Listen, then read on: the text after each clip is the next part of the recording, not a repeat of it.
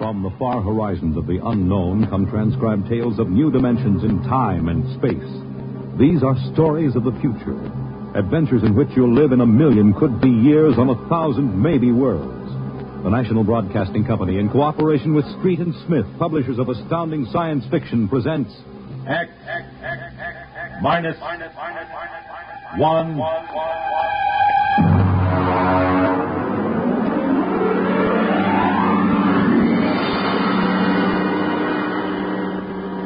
Tonight's story, Almost Human, by Robert Bloch. Have you heard of the new science called cybernetics? It concerns man's efforts to develop a perfect thinking machine, a robot electronic brain that will not only do man's work, but even do his thinking for him. A robot that is almost human.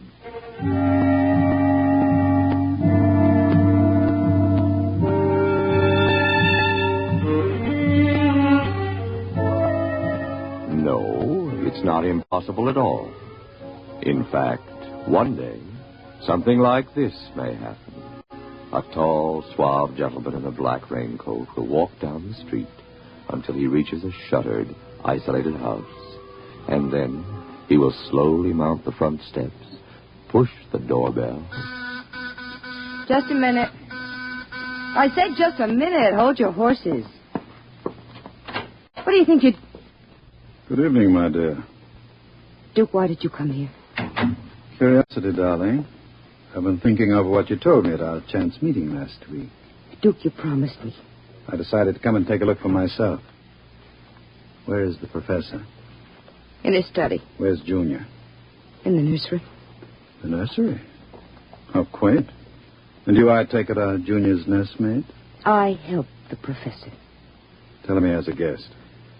Duke, he's a nice old guy. Don't Tell do him, it. darling. All right. Yes? What is it, Miss Williams? Professor Blassman, a gentleman... Here? I don't understand. I gave orders no one was to be admitted to the house. He insisted. Very well. Wait here. I'll get rid of him. Sir? Professor Blasserman, I've come to see Junior. Junior? There must be some mistake. There are no children in this house. I don't... Professor, what you feel pressing against your belly is the muzzle of a .45 caliber pistol. Now, shall we visit Junior? How... What do you know about... I know everything. Shall we go inside? I warn you. On the contrary, I warn you. Very well. This way.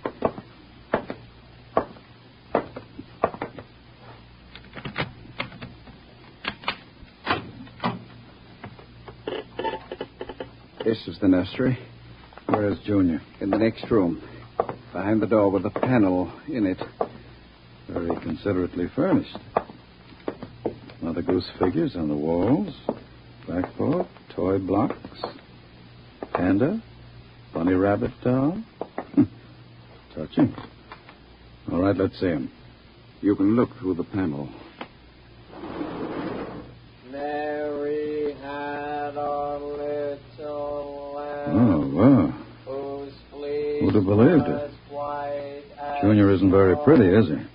I was not concerned with aesthetics. Why do you hide him? Is he dangerous?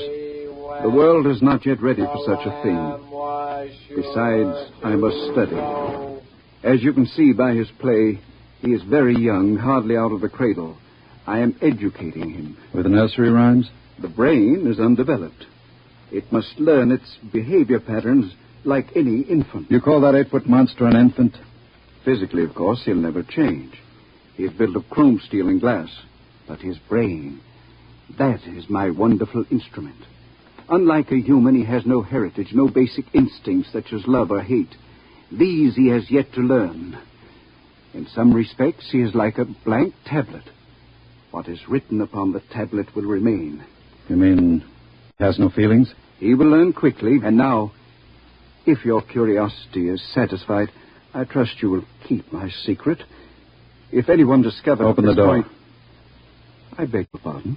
The door, Professor. Very well. Junior, come here. What a monster. Papa. He talks? Yes. Mentally, he's about 6 years old now. What is it, son? Who is that man, Papa? Let me handle this. You may call me Duke, son. I've come to see you. That's nice. Nobody ever comes to see me except Lola. Play with me, Duke. Certainly, Junior. Oh, and Professor. Yes? While we're playing, you can have Lola and Miss Williams prepare my room.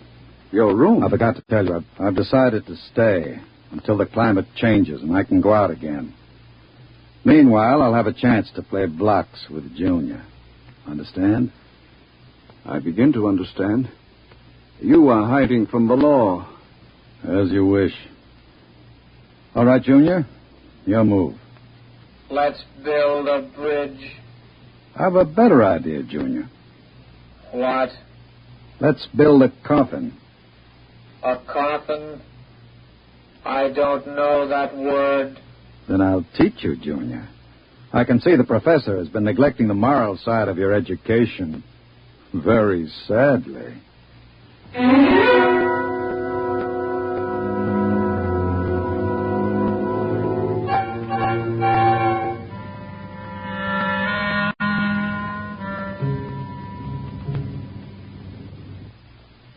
You shouldn't have come here, Duke. Why not, my dear? Afraid of me? No, I'm afraid of myself. You're no good for me. You've always brought me trouble. Except this time. This time it will be different, darling. This time I'll bring you diamonds.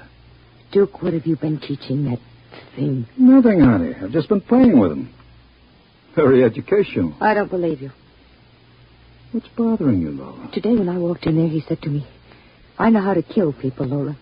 I'll kill you if you want me to. He's learning very quickly. Duke, I'm scared of that thing. It's unholy, a machine that acts like a human with that voice grinding at you, saying things you'd expect from a child. You dislike him so much. Why did you take this job as his nursemaid? Because I wanted to start over again. I answered an ad. The professor didn't ask questions. I would have been all right, too, if you hadn't come along. I'm very glad you did tell me, darling.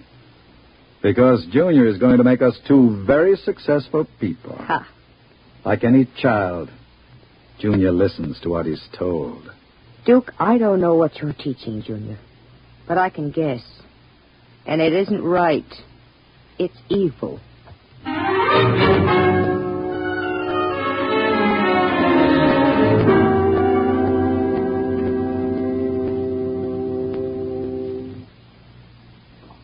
Now, write on the blackboard, Junior. My name is Junior. My name is Junior. People are evil. People are evil. Evil must be destroyed. Evil must be destroyed. The professor is evil.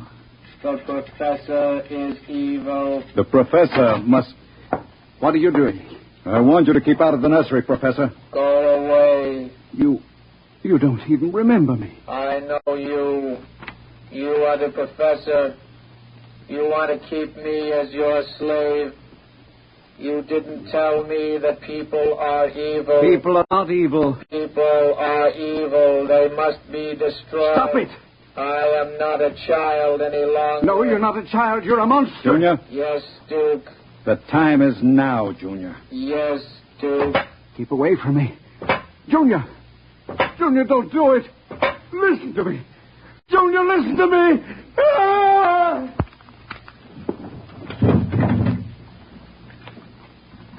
I did it, Duke. Duke, Can we go away now, Duke? I don't like it here anymore. Duke, why did you do it? The professor was in the way. We'll have to move very quickly now, Lola. We? Professor, if you don't plan to come along, just say so. I can have Junior write your name on his blackboard. Where are we going? We'll go to Charlie's. With Junior? With Junior. Oh, Duke, you can't. I'm afraid. Relax, my dear. The Duke has great plans for you two. Wouldn't you like to be independently wealthy for the rest of your life? No cares, no worries? Just good times and fine clothes all the time? The only way you get that way is by inheriting $1 million. Not when you have a fellow like Junior around. I'm still afraid of him. Junior wouldn't hurt you. You wouldn't hurt Lola, would you, Junior? I like Lola. She's pretty. There, you see? He thinks you're pretty. Junior's growing up.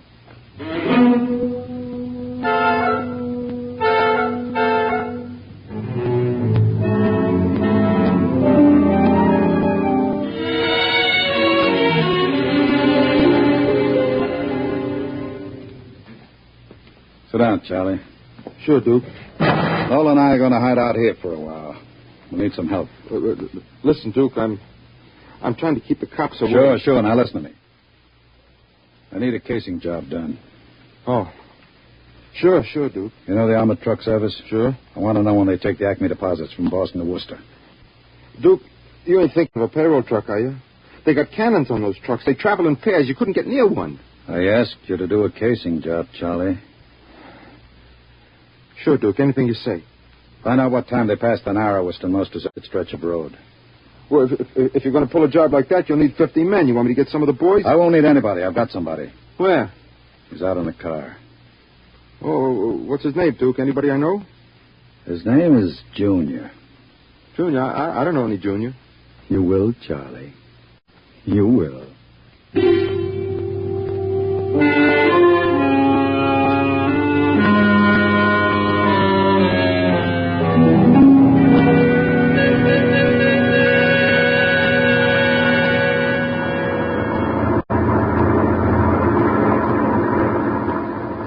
Smoke, Sam? Well, thanks, Al. Whew, it sure gets hot in these armored trucks, huh? You'll get used to it. How much we hauling this time? About $250,000. Brother, could I use a hunk of that? Who couldn't? What's the first stop? Acme National Bank. Then we unload a payroll at the Bronson Watch Plant. Hey, what's that up ahead? It looks like something shiny on the road. Throw up your spotlight. Right. Holy smokes, you see what I see? It looks like a mechanical traffic cop. About 8 feet tall. Standing right in the middle of the highway. Maybe it's a Halloween gang, huh? Guess they're trying out robot traffic cops. Can you get past him? I don't know. We'll have to slow down. Get on that gun, Sam. Let's take no chances. Right. I'll give it the horn. Don't budge. Where's our escort truck? Pulled up right behind us. Thing won't move. Sure looks like something out of Buck Rogers, don't it? That's a heck of a note, blocking traffic like that. We'll have to try and get past it. Here goes. Holy smokes, it's moving. Hell, it's coming toward us. Get on that gun. Give it a blast. Bullets are bouncing right off it. It's still coming. Hal, back up. I can't. The other truck's right behind us. Hal, it's lifting its arm. It's going to smash our window.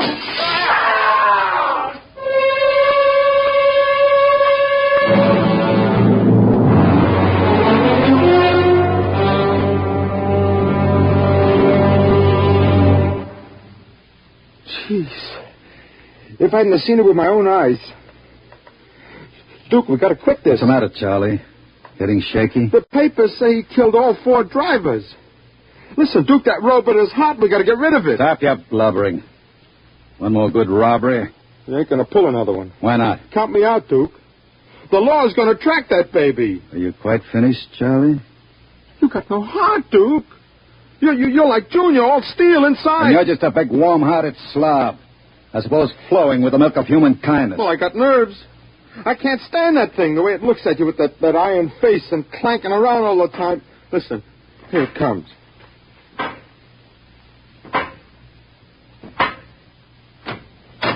Hello, Junior. Hello, Duke. I've been talking to Charlie. Yes, Duke. You know what I think, Junior? I think Charlie's yellow. You know what happens to people who turn yellow, don't you? Yes, Duke. Tell him. They're evil. We have to destroy them. Huh? You see, Charlie? Junior doesn't like people who sing to the police. Duke, wait a minute. You know I'd never turn stoolie or anything like that. I never sang to the coppers in my life. You can count Junior. on me. I don't want no trouble with you. Stop him. I wouldn't... Yes, Duke.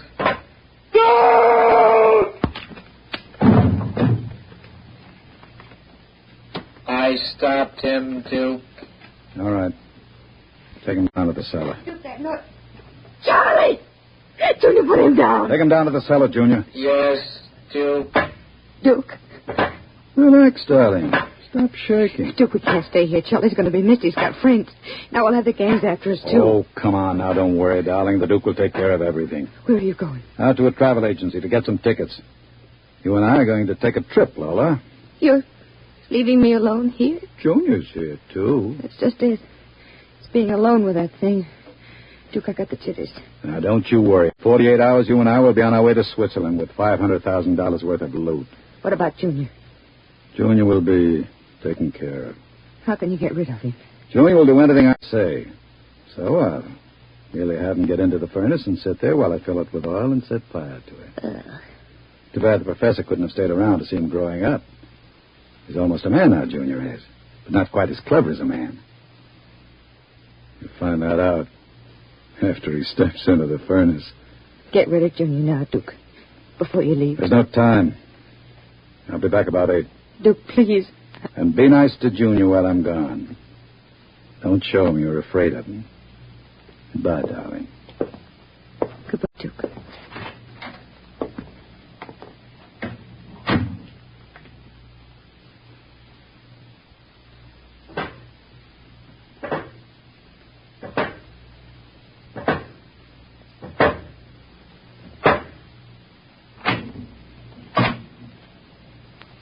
Lola, What, Junior? oil me. Can't you wait till Duke gets back? He always oils you. I want you to oil me, Lola. All right. I like you to oil me, Lola. Yes, Junior. Lola, do you like Duke? Certainly. Do you like me? Well, you know I do, Junior. Lola, What? who do you like best? Me or Duke? I like you both, Junior. Yes, but who do you love? What do you know about love, Junior? In the books, man and woman love. No. Lola, What?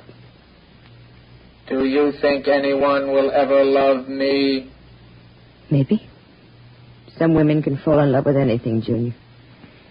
Even with something like Duke. Why, Lola? I don't know. Maybe because, well, as long as she thinks her man is the smartest and the strongest. I see. Where are you going?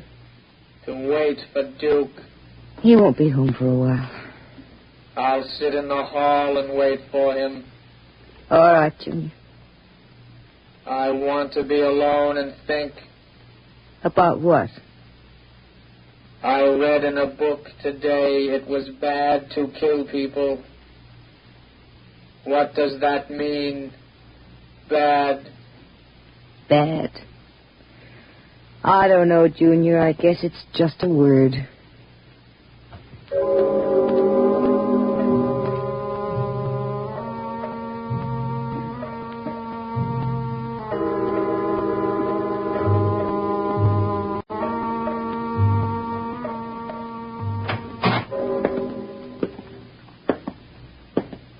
Lola? Hello, Duke. Oh, it's you, Junior. Why are you sitting in the dark? I was waiting for you, Duke. Well, now, that's a good boy, Junior. Lola oiled me. That's nice. I tell you what, Junior. I've got a little job for us down in the cellar. Let's go down there. Now, Duke. Right now, Junior. All right, Duke. Are we going away soon, Duke? Yes, Junior. We're going away. What's in the cellar, Duke? A little surprise for you, Junior. You'll find out.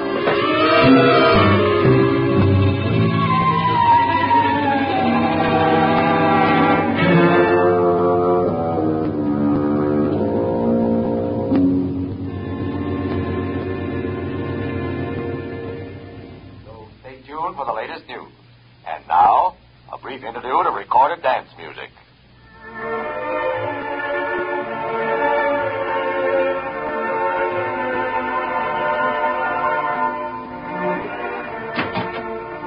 Duke? Is that you, Duke?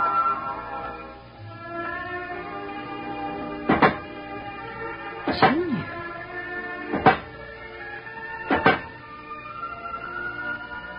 Hello, Lola. I thought I heard Duke coming. He came in. Where is he? Down in the cellar. What's he doing? Nothing. Did he say he'd be up soon? No. Maybe you better go down and get him. He's dead. Oh, no. No, he isn't dead. You said the woman loves the strongest and the smartest. Well, I'm stronger and smarter. But you aren't human. I'm almost human, Lola. No. No, stay away. Lola. Don't touch me. Those middle paws. No. I love you, Lola. No. No. I love no, don't. you. No. No.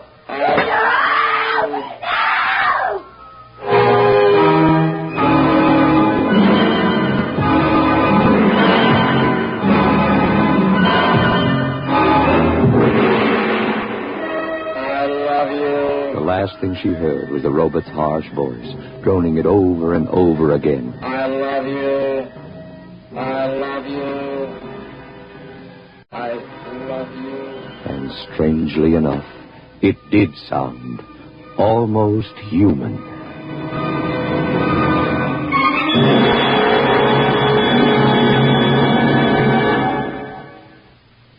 You have just heard X-1, presented by the National Broadcasting Company in cooperation with Street and Smith, publishers of astounding science fiction.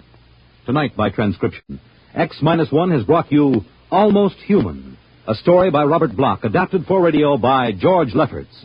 Featured in the cast were Santos Ortega as Duke, Joan Allison as Lola, Jackie Grimes as Junior, Guy Rep as the Professor, Nat Pullen as Charlie, Joseph Julian as Al, Lynn Cook as Sam, and Merrill Joels as the radio voice. Your announcer, Fred Collins. X-1 was directed by Ken McGregor and is an NBC Radio Network production.